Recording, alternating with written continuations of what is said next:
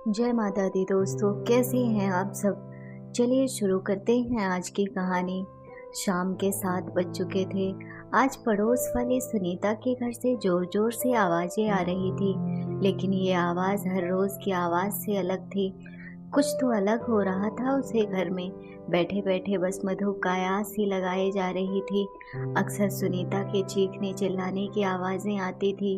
वो अपने आप को अपने शराबी पति से बचाने के लिए आवाज़ लगाती थी, जबकि पति उसे मारते हुए अपने आप को उसका देवता, भगवान और जाने क्या क्या समझता था। जब मधु से बर्दाश्त नहीं हुआ तो उसने अपने घर के बाहर निकल कर देखा तो सुनीता के घर के बाहर भीड़ इकट्ठी थी, जबकि सास वहां खड़े लोगों से मदद मांग रही थी। कोई तो बचाओ उसे, यहाँ खड़े खड़े क्या तमाशा देख रहे हो, कोई तो मेरी मदद करो। क्या हुआ अम्मा जी, काहे शोर मचा रही हो? अचानक मधु ने पूछा। अरे मधु बिटिया, अच्छा हुआ तू आ गई, बचा ले, आज तू मेरे बेटे को बचा ले। अम्मा, शायद आप गलत बोल रही हो, बेटे को नहीं, मेरी बहू को बचा ले, आप यही कहती थी, मधु ने जवाब दिया। उसकी बात सुनकर अम्मा बोली, अरे ना मधु, आज बहू को नहीं, आज तो मेरे बेटे को ही बचा ले। आज तो मेरी बहू पर रणचंडी सवार हो गई है। देख कितने बुरे तरह से मेरे बेटे को मार रही है। तुझे तो वो भाभी जी कहती है, शायद तेरी बात मान ले, मेरी तो वो आज सुन भी नहीं रही है। मेरी देवी जैसी बहू को आज पता नहीं क्या हो गया है। अम्मा की बात पर मधु को यकीन नहीं हुआ, पर अंदर से आ रही बचाओ बचाओ की आवाजें तो पुरुष की ही थी, या फिर यूं कह सकते हैं कि राहुल की ही थी। आखिर मधु अंदर गई तो वाकई नजारा बदला हुआ था। सुनीता पर वाकई रणचंडी सवार थी। बाल बिखरे हुए, साड़ी का पल्लू कमर में खोसे हुए, पूरी रणचंडी लग रही थी। जिस लठ से पति हर रोज उसे मारता था, उसी लठ को लेकर अपने पति की अच्छी खासी धुलाई कर रही थी और साथ ही साथ बोले जा रही थी, तू और देवता, तू तो इंसान कहलाने के लायक भी नहीं है। आज तुझे ना छोड़ने वाली मैं। मेरे सीधेपन का बहुत फायदा उठाया है तूने। समझता क्या है अपने आप को? बीवी हूँ तेरी, तेरे घर की नौकरानी नहीं कि तू जो अपनी मर्जी में आएगा वो करेगा। जब तक अम्मा जी सुनीता के सामने आकर गिड़गिड़ाते हुए बोली, अरे सुनीता, तू तो देवी है, अपने पति की कितनी सेवा करती है, उसके लिए कितने व्रत और उपवास करती है, उसे देवता का स्थान देती है, और तू ही आज लठ से उसे मार रही है। अम्मा जी, पत्नी देवी तब तक ही होती है जब तक पति देवता होता है, पर आपका ये राक्षस बेटा तो मेरी छाती पर सौतन लाकर बिठाए दे रहा है और मैं इसे देवता मानकर पूजती रहूं। काहे अम्मा जी, हाथ पैर तोड़कर ना बिठा दूं इसे?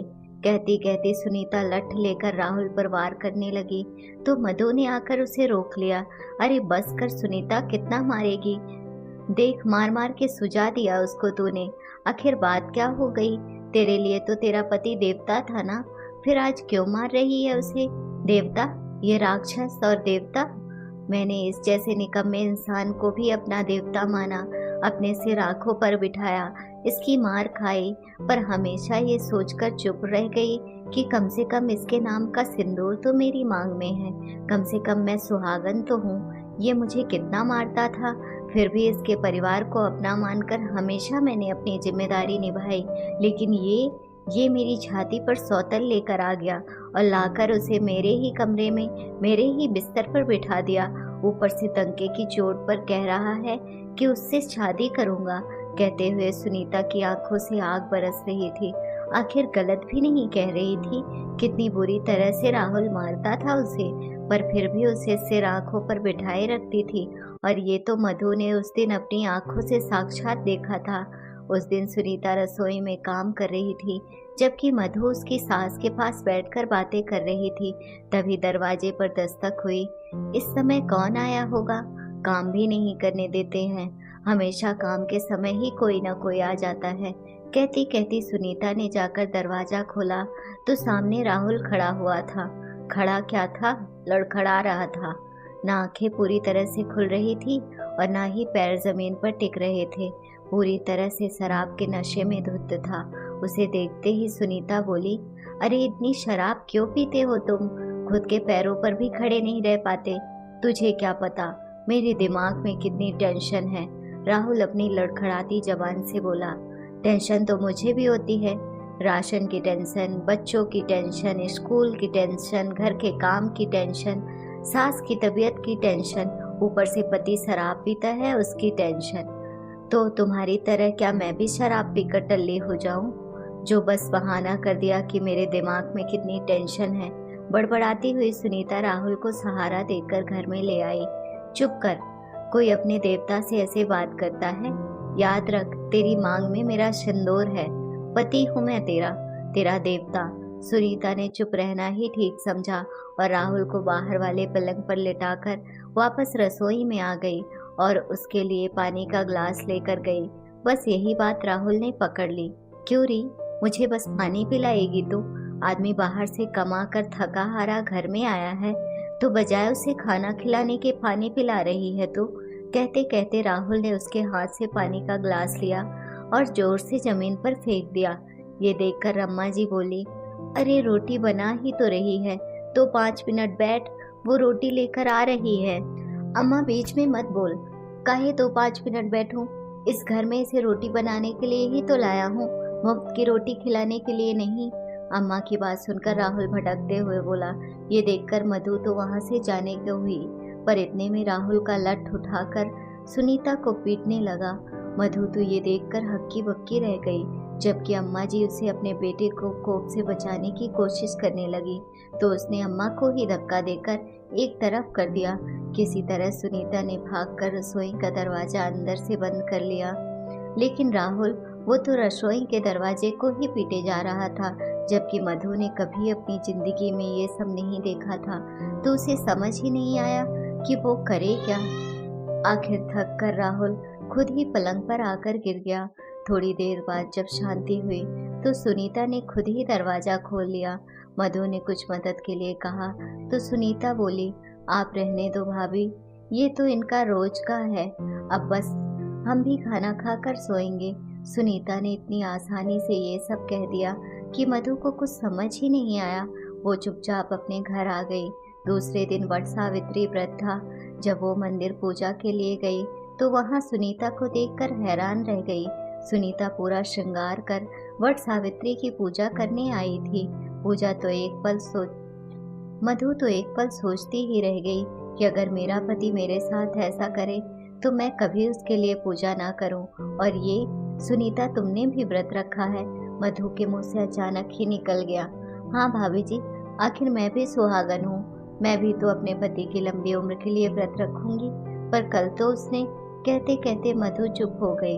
अब भाभी जी मारता है, पीटता है, पर जैसा भी है मेरा पति है, मेरे लिए देवता है। वो है तो ही तो समाज में मेरा सम्मान है, कहकर सुनीता पूजा करने लगी। मधु तो उसे देखती ही रह गई।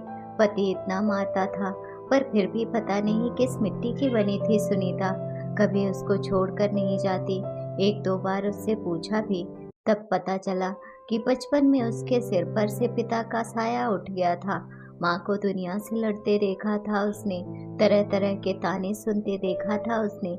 लोगों की गंदी नज़र, लोगों की गंदी नीयत किस तरह से उसकी माँ को कचोटती थी, वो भी देखा था उसने। परिवार वाले किस तरह से मुंह फेर लेते हैं, वो भी देखा था उसने। बस तब से मन में यही विचार धारण किए बैठी थी कि जब तक पति है, चाहे कैसा भी है, मान सम्मान तो है। आपकी मांग में सिंदूर है तो किसी की बुरी नज़र आपको नहीं कचोटेगी। बस इसलिए अपने पति को देवता मानती थी। खुद एक फैक्ट्री में काम करती थी, लेकिन सुबह भी घर का पूरा काम करके जाती और वापस आकर घर के काम में लग जाती। अम्मा जी जितनी मदद होती वो भी करती। शादी के 5 साल हो गए।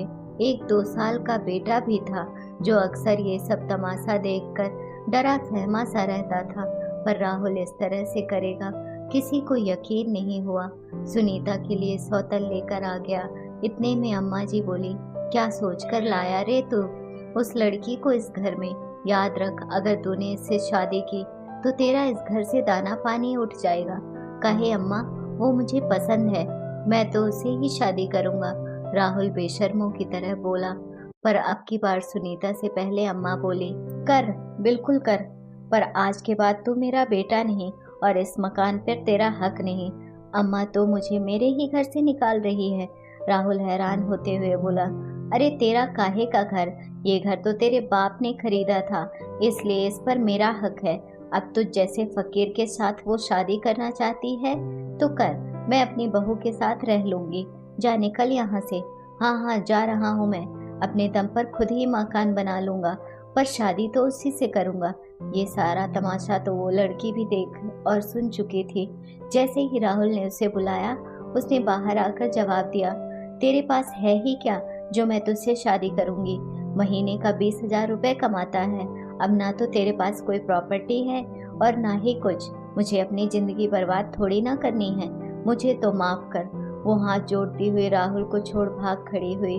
उस लड़की के इस बर्ताव से राहुल को करारा झटका लगा, पर अब जाए तो जाए कहाँ। उसने पलटकर सुनीता की तरफ देखा तो सुनीता ने कहा, ना, अब मुझसे देवी बनने का शौक नहीं है। तुम्हें इस घर में रहना है तो इज्जत से रहो। अम्मा ने मेरा साथ दिया है, उनका गलत नहीं करूंगी, पर अब मुझसे ज्यादा उम्मीद मत करना। पति हो पति ही बनकर रहो, देवता बनने की कोशिश मत करना। कहकर सुनीता अपने बेटे को लेकर अंदर चली गई।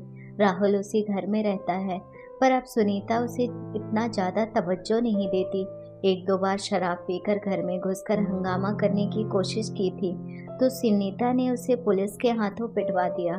अपने आप राहुल को अकल आ गई कि पत्नी अब उसे देवता नहीं इंसान ही समझती है।